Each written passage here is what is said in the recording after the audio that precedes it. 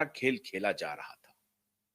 अब घटना घट गई, उसके बाद जो कुछ भी हुआ आप सबको मालूम है। परमवीर सिंह ने पूरी तरह से बचाने का काम किया उद्धव ठाकरे को, आदित्य ठाकरे को, और एंटीलिया केस में अनिल देशमुख के खिलाफ मोर्चा खोल दिया और सचिन वाजे को एंटीलिया केस में गिरफ्तार किया और मनसुख हिरेन के मर्डर के मामले में सीबीआई ने गिरफ्तार किया। और इस बीच में ये जो ठाणे का, इस बीच में जब इनकी दोस्ती टूट गई, जब ये इस हक में नहीं थे परमवीर सिंह की इतना बड़ा कांड कर दिए हो और तुम हमको फंसा रहे हो, मतलब बाप बेटा ये चाहता था कि परमवीर फंस जाए, हम निकल जाए, ये मामला पुलिस का मामला हो, लॉ एंड ऑर्डर का मामला हो, हमारा उसमें कोई दिलचस्पी नहीं हो। अब देखिए कहानी कैसे टर्न लेती है।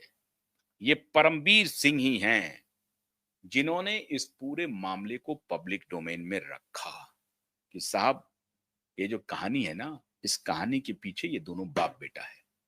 इंटरेस्टिंग फैक्ट है, बहुत ही इंटरेस्टिंग फैक्ट है, क्योंकि परमवीर सिंह को लग गया था कि इसकी अगर इंक्वायरी होगी और जांच अगर ठीक से होगी तो पहली आंच मेरे ऊपर गिरेगी, क्योंकि मैं पुलिस कमिश्नर हूं। तो पहले से उन्होंने इस बात को लीक किया कि ये जो सही बात है उसको पब्लिक डोमेन में डाल दिया और खुद को पहले बचाया बाप बेटे से।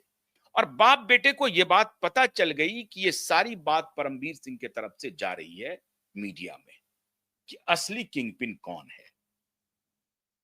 बड़ा खेल बहुत इंटरेस्टिंग है सर, बहुत इंटरेस्टिंग। जो मेरे आईपीएस मित्र ने बताया, बहुत ही इंटरेस्टिंग बात बताई। कहा कि परमवीर सिंह जब तक था वहां पे, परमवीर सिंह को लग रहा था कि ये बाप बेटा मुझे फंसा देगा इस मामले में, तो उन्होंने ही, जब ये मीडिया में ब्रीफिंग शुरू हुई तो परमवीर सिंह दूर दूर था, परमवीर सिंह सामने में दिखाने के लिए गिरफ्तारी भी कर रहा था, फिल्म स्टार को पकड़ रहा था, ड्रग और ये वो सारी कहानी कर रहा था, जब तक नारकोटिक्स नहीं आया था। नारकोटिक्स जब आया तो नारकोटिक्स ने पकड़ लिया, लेकिन परमवीर सिंह थोड़ा बहुत बहाना बना करके इस पुलिस ऑफिसर के खिलाफ, ये फोन कॉल कहां गया, ये कहां गया, वो कहां गया, थोड़ा बहुत कर रहा था।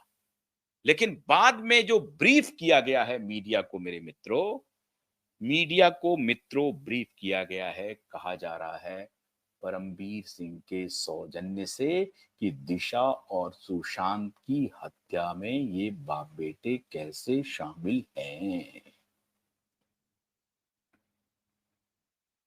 और उसके बाद जब सरकार बदली 2022 में, तो 2023 में माननीय परमवीर सिंह ने सारी बात जाकर के वर्तमान सरकार को बता दी, 22 में ही बता दी कि साहब ये सब मामला है। और इन्हीं के कहने पर क्यूबाइड तो बाद में आया 23 में, 22 की मैं बात बता रहा हूं आप। उस वक्त क्यूबाइड कोविड की लड़ाई लड़ रहा था। क्यूबाइड के जिम्मे सुशांत और दिशा का मामला तो था 20 से, लेकिन इसका सारा आकलन करते करते करते करते कोविड के बाद हम इसमें इंटर हुए। लेकिन 2022 में जैसे ही सरकार बदली, जुलाई 2022 में, पहली फुर्सत में परमवीर ने वो सारी कहानी सरकार को बता दी कि साहब ये मामला है। तो बोला आप क्या तरीका है? तो बोला कुछ नहीं, तरीका ये है आप एसआईटी की घोषणा कर दीजिए। एसआईटी की घोषणा हो गई, एसआईटी की घोषणा हो गई, लेकिन एसआईटी गठित नहीं हुआ। और उसके बाद ये सरकार से, नई सरकार से नजदीकियां बना ली। पहली नजदीकियां किनसे थी 2020 में? उद्धव ठाकरे से। लेकिन जून 2020 के बाद उद्धव के साथ, आदित्य के साथ इनके रिश्ते खराब होने लगे, क्योंकि ये मामला प्रकाश में आने लगा और उद्धव ठाकरे, आदित्य ठाकरे दिशा सुशांत की हत्या के लिए पूरी तरह से जिम्मेदार होने लगे मीडिया में और चारों तरफ ये चर्चा चलने लगी। और इन दोनों बाप बेटे को लगा कि ये और कोई नहीं, परमवीर सिंह ही ये ब्रीफ कर रहे हैं। और फिर यहां से उन दोनों के रिश्ते खराब हुए और 21 में तो ये स्थिति आ गई कि इनको मुंबई से भागना पड़ा। इनके खिलाफ बाप बेटों ने इतनी केस की धाराएं लगा दी, वसूली की, कि परमवीर सिंह को मुंबई से फरार होना पड़ा। जैसे तैसे सुप्रीम कोर्ट से ये बच करके आए जनाब, और फिर 22 में सत्ता बदलते ही इन्होंने पाला बदला और सारी बात बता दी। अब बड़ा खेल हुआ 2023 में। इन्होंने उसके बदले सरकार को कहा कि साहब मेरे पास जितनी सूचनाएं हैं वो मैं आपको दे देता हूं, लेकिन ध्यान रखिए मुझे इसमें मत फंसाइए, क्योंकि मैं उस वक्त पुलिस कमिश्नर था और ये बात अगर खुलेगी तो मैंने इस केस को दबाने की तो कोशिश की है। क्यों? क्योंकि मेरा फंसना हो रहा है इसमें। अगर मैं ना फंसूं तो मैं सारी बात बता देता हूं। समझ गए बात को?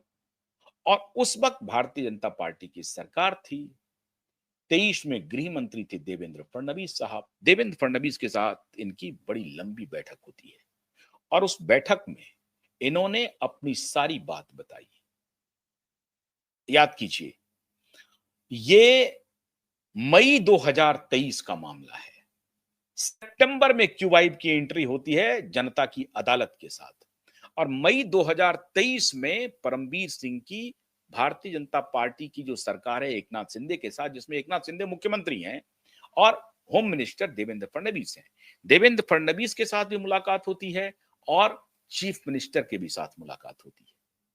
दोनों के साथ मुलाकात में इन्होंने सारी बात अंदर इन क्लोज रूम सारी बात इन्होंने बता दी, मुख्यमंत्री को भी और गृह मंत्री को भी, कि साहब ये कहानी है।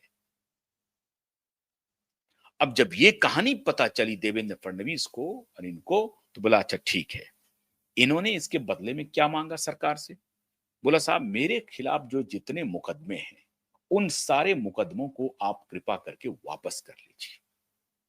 और 2023 में ही परमबीर सिंह के खिलाफ जितने मुकदमे थे महाराष्ट्र में, सारे मुकदमे को सरकार ने वापस ले लिया। किसी और ने वापस नहीं लिया, अदालत के कहने पे वापस नहीं हुआ।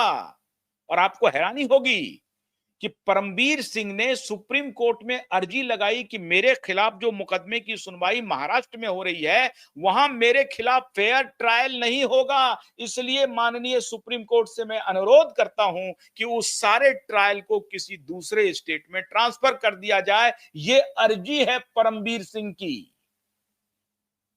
समझ रहे हैं बात को? एक पूर्व पुलिस कमिश्नर अपने स्टेट के न्याय व्यवस्था पर, अपने स्टेट के पुलिस पर, जिसमें उन्होंने पूरा जीवन सेवा दिया, 30 वर्ष से अधिक की सेवा दी और सीधा आईपीएस से लेकर के सीधा मतलब इंडियन